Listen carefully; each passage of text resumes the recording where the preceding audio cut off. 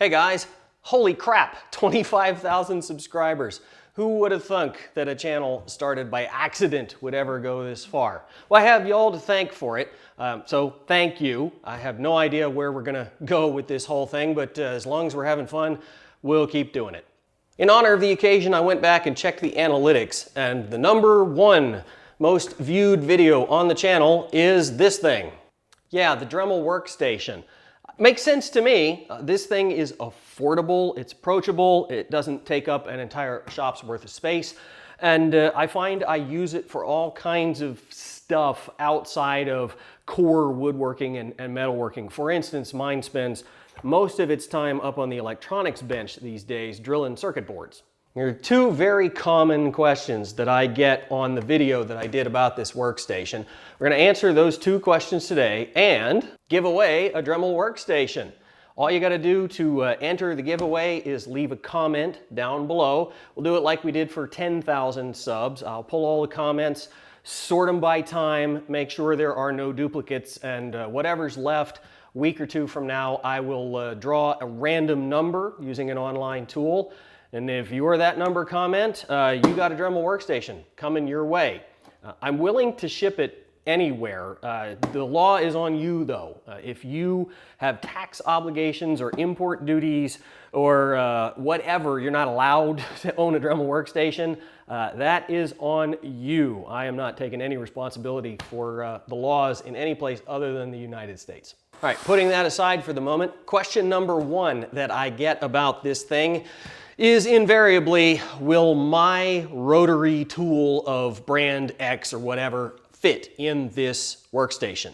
Well, I love that you guys think I might in fact know everything, but my wife will tell you I don't. In fact, the only thing I do know is that my Dremel with the removable nose cone that exposes 3/4 inch threads fits fine. And as far as I know, any rotary tool that has these same 3/4 inch threads on it will fit in here and will work just fine. But they clearly don't all have that. This one, for instance, is a Dremel brand rotary tool, and it does not have the removable collar. It does not have the appropriate threads on the end of here. Now, that's probably because this is the vacuum-powered one that we use for the dog toenails, so not really an issue, but it just goes to show you can't even go by, oh, well, I have a Dremel, it'll work. You've got to look for those threads. Question #2 isn't necessarily specific to the Dremel press, but it comes up more often here because you're often working on small or strange things if you're using a press like this, and that's simply, how do I hold what I'm drilling or grinding or whatever you're working on? Well, there's a couple of answers to that question. We're going to use this little piece of dowel rod, this popsicle stick, and this jelly bean as test subjects. I don't expect many of you to have this option, but for those that do, know that standard drill press machinist clamps will in fact work on this table. It has T-slots drilled in it, so you can put we'll use the popsicle stick, you can put your bolt right down through there and slide it forward and it'll grip. Stand your little serrated wedge in the back, tighten it down, and that popsicle stick ain't going nowhere. Now, I do have to caution you, these things are heavy-duty steel. They're designed for monster drill presses like the one sitting over there. The table on the Dremel is cast aluminum, so do not go wrenching on these things. Odds are whatever you're working on is small enough that that level of force isn't required, and all you're going to do is tear up your drill press table. All right, well, I can't find my micro mini C-clamp, so you have to use your imagination. But if you have a 1 inch or an 1.5 inch C-clamp, those are small enough that you can get them through these slots and use just a C-clamp to clamp whatever you're drilling, grinding, etc. to the table. Now, you again have to be a little bit careful because even those tiny, tiny C-clamps are generally made of steel and are generally capable of bending the heck out of your drill press table. But they work well as long as you don't go crazy. So the rest of the options revolve around the idea that we're going to install an auxiliary table onto the Dremel press. An auxiliary table is nothing more than a piece of plywood or hardboard or pine or whatever.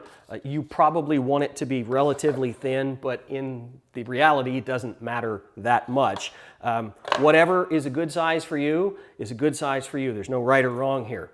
And the way we attach this auxiliary table to the regular table, double stick carpet tape.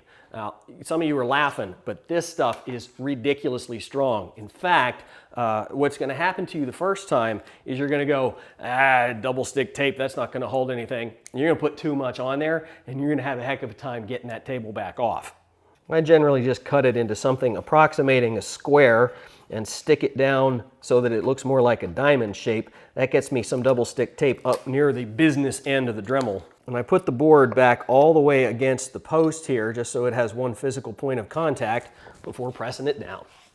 And look folks, those of you who didn't believe me, that one piece of tape is picking up the entire press. So I promise you it's got enough holding power to do whatever we're going to do. This auxiliary table serves two functions. It provides a backing plate when we're drilling. You typically want to have your workpiece supported right up to the drill bit when you're drilling a hole. Otherwise, you get blowout and tear out where the drill bit exits your workpiece. With a solid piece of plywood there, the drill is just going to keep drilling the hole, and any damage on the exit wound, as it were, is going to occur in the auxiliary table and not on what you were trying to work on. And from a work holding standpoint, what this does is it gives us exposed edges that are thin enough that we can get a spring clamp on them. Now, if your workpiece is long enough, you can just clamp directly to the edges of the table, and you can clamp on both sides, and I promise you, that's not going anywhere. Remember, Dremel is high speed but low torque. You don't actually need that much clamping pressure to keep your stuff where it's supposed to be. If you've got something smaller than that, doesn't come to the edges of your auxiliary table to put a clamp on it, what you need is this. This is a caul. I know it looks like a stick, but it's a caul. What makes it a caul is that one side of it is just very, very gently bowed. I did that by hand with a piece of sandpaper. And what that lets me do is take this caul and stick it over the work. I can then clamp the caul to our shiny new auxiliary table, and because that stick is bowed just ever so slightly, almost all of my clamping pressure is right here in the middle, which means it's right there on that workpiece. For the last method, I'm going to actually drill a hole, which means I've got to put the drill bit in the Dremel tool, which is a three-handed operation. You have to hold the drill bit, you have to work the chuck, and you have to hold the spindle lock. I find the whole thing to be much easier if I turn this sideways. I get the chuck kind of close before I put the drill bit in there, and then I don't have to hold the drill bit because it's not pointed straight down. When I close up the chuck, it'll center up nicely and go right where it's supposed to go. All right, so now let's drill a hole in a jelly bean. A jelly bean is small. A jelly bean is squishable, and a jelly bean is jelly bean shaped. So how are we going to hold that? Well, frankly, blue tape to the rescue. I mentioned earlier that it just really does not take a lot of clamping pressure to hold stuff in place for a Dremel tool. Not much torque. So this blue tape is going to be more than strong enough. Plus, who cares if you drill through the tape? Just go ahead and stick it down and drill away.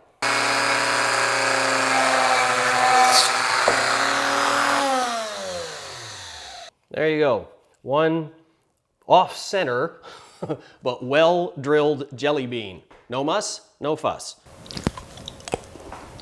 Ugh, I hate jelly beans. All right, guys, this might not be a drill, but this is, and this could be. In fact, it could be your drill. Just leave a comment down below, something appropriate for a public space, please, but otherwise it doesn't matter what it says.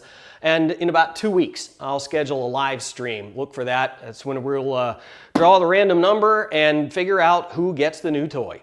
Thanks again for all the support. I've actually got a couple of different videos already shot, so hopefully we'll be seeing you a couple of times here in the next few weeks. In the meantime, you guys stay safe out there, YouTube.